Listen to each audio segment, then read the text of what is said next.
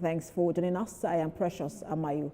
Let's begin here in Africa, where the federal government of Nigeria has confirmed the release of a Nigerian Air Force aircraft and 11 personnel detained in Burkina Faso after a forced landing. A spokesperson of the Ministry of Foreign Affairs, Mr. Kimiebi Ebienfa, announced the release last night. The development followed a diplomatic meeting between the Minister of Foreign Affairs, Mr. Yusuf Tuga, and Burkina Faso's leader, Captain Ibrahim Traore, in Ouagadougou, held at the instance of President Bola Tinubu. The incident occurred nearly 2 weeks ago when a Nigerian Air Force C-130 aircraft on a ferry mission to Portugal made a precautionary landing in Bobo Dioulasso due to technical fault. The Nigerian Air Force says the crew acted in line with international aviation protocols to ensure safety. Earlier, Mali's junta leader, Colonel Assimi Goïta, speaking for the Confederation of Sahel States, had described the landing as an unfriendly act. The federal government says the matter has now been resolved through diplomatic engagement. Well, let's bring in our guest. He's a public affairs analyst. He joins us virtually. Dave Ogbole, good to have you join us. Compliments of the season, Precious. I wish you the same, but let's get into this very matter, which has been on for a while, and people, Nigerians especially, were wondering when the soldiers will, when the Air Force men will be back home, and then what this would mean for not just Nigeria, but ECOWAS and the alliance of the Sahel states. But I want to ask you what you make of the diplomatic route that the Nigerian government took in resolving this matter, especially because it came as a formal apology. Okay, I think towing a diplomatic pathway to resolving this is actually the best. That has prevented the superpowers that we all represent from using Nigeria and Burkina Faso as a playground for their long-standing rivalry. What do I mean by that? It was a battleground or a battle line that was drawn between the ECOWAS and the Sahel coalition, with Nigeria being the arrowhead of ECOWAS and then Burkina Faso being the arrowhead of the Sahel coalition.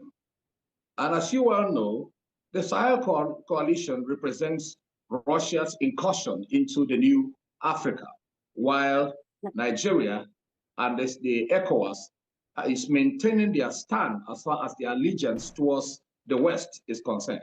These are nothing but the play out of major forces, of the West and also of Russia on ground. And this battle line or rivalry has been proven economically and also militarily.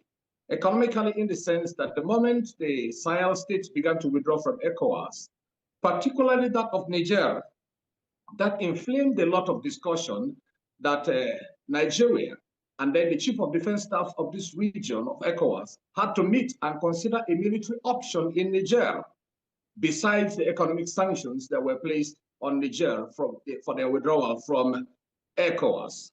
And you see that these Sahel powers, they actually mobilized that time to support their new entrant into the system, which was Niger Republic. So both militarily and economically, that battle line was proven in those particular incidences. So any move by Nigeria on Burkina Faso soil is greeted usually with suspicion. Why is it greeted with suspicion? Number one, the timing of the landing of that aircraft was very, very sensitive. It was when Nigeria was making a move to put down the insurrection and the coup d'etat that was happening in Benin Republic, as one of them, Benin Republic, was seeking to join the Sahel alliance. So Nigeria was the arrowhead that went to put that coup to arrest and to restore the government back into democratic pathway. So that move at that timing was greeted with suspicion. Why is it so? Nigeria's alliance or newfound romance with France, that was the erstwhile colonial lord of Burkina Faso and the Sahel state, our romance with France did not go down well with them.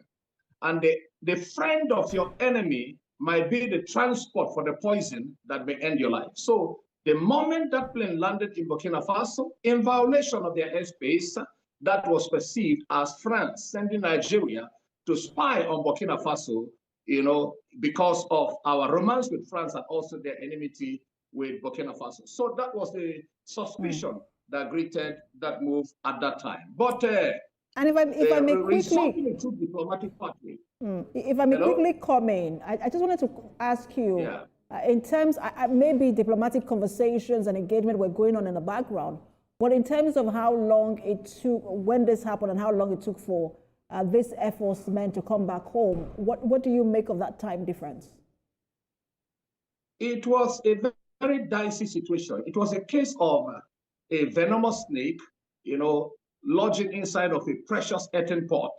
You have to apply some level of wisdom and tact and diplomacy to be able to kill it or resolve that particular situation. That was why, if it were in those days that Burkina Faso was part of ECOWAS and were all within the same region, there wouldn't have been all of this tension. So it had to take all of those matters to get it resolved. And that option, I think, or in my opinion, is far better than the military stance that both countries were putting. We found people in Nigeria giving Burkina Faso ultimatum. How can a small country like Burkina Faso, pose a threat to Nigeria, challenge Nigeria? Even if we landed there illegally, they should have been released. No, things are not done that way. There are diplomatic pathways to resolving all of these issues, particularly that they say were in violation of their airspace, and particularly for the timing of all of these events. So the diplomatic pathway was the only or the best solution instead of Russia and America or the West using us as a playground to demonstrate their powers. Now, according to Nigeria's foreign ministry, both sides agreed to sustain regular consultations and then pursue practical measures to further deepen bilateral cooperation and regional integration. That sounds like good news, but how do we leverage this diplomatic channel that has now been opened? And what sort of opportunity does it present in terms of how ECOWAS now further negotiates with the countries of the AES? You see, maintaining a bilateral relationship with Burkina Faso, I think is in the interest of Burkina Faso as well as in the interest of Nigeria. Why do I say so? There is a large population of Nigerians who are on Burkina Faso soil right now and are doing business actively and contributing to the economy of Burkina Faso, particularly our brothers from the southeastern zone. And when all of these things happened, especially when Ibrahim Traore took over powers, we saw a host of our brothers who stood up, in support of that particular government, pledging their allegiance and their solidarity and support to the government of Ibrahim Traore. And they have been very, very peaceful contributors to the economy of Burkina Faso. I'm talking about our Nigerian brothers. So in the interest of Nigerian citizens that are in Burkina Faso, I think maintaining a backdoor of bilateral relationship, regardless of the differences between ECOWAS and Sahel, is very, very important. And then number two, our African brotherhood is something that goes beyond any other political, situation or interjections as we speak right now. If we go back to our African roots, what binds us together as Africans is stronger than all of the modern politics that tries to divide us. So that's very, very essential for us to maintain and deepen that bilateral relationship.